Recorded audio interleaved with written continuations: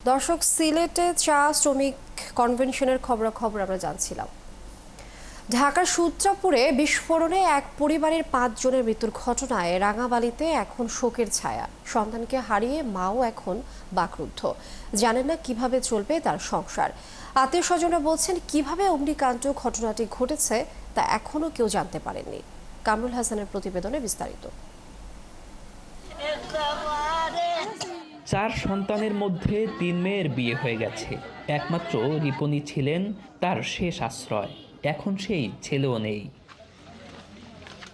সূত্রাপুরের কাগজিটোলায় বিস্ফোরণে নিহত রিপনের বাড়ি পটুয়াখালীর রাঙাবালী উপজেলার সদর ইউনিয়নের চুগিরহলা গ্রামে, যেখানে এখন শোকের ছায়া। পরিবার কেউ নাই বাবা, ওই একজন আছে, কেউ নাই, সবই আমার ধ্বংস, সবই আমার কেয়ামত, আমার কপালে কেয়ামত। স্বজনরা জানান ৭ বছর আগে জীবিকার তাগিদে স্থায়ীভাবে ঢাকায় পাড়ি জমান রিপন ভ্যান চালিয়ে শুরু করেন আয় রোজগার। ৩ বছর আগে স্ত্রী চাঁদনী বেগম এবং ২ ছেলে তামিম ও রোকনকে ঢাকায় নিয়ে যান।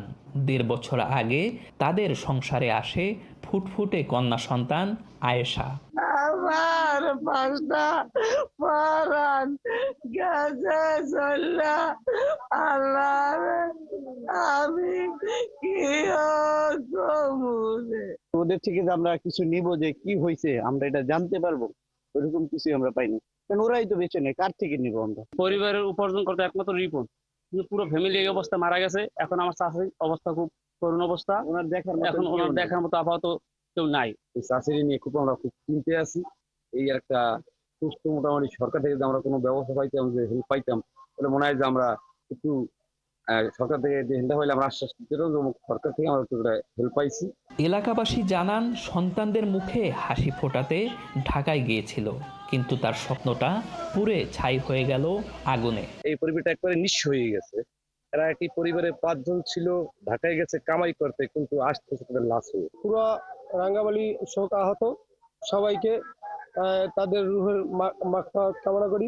রিপনের মায়ের পাশে থাকার আশ্বাস দেন জনপ্রতিনিধিরা। শুধু মা আছে, এছাড়াও পাশাপাশি দাঁড়ানোর মতো কেউ নেই।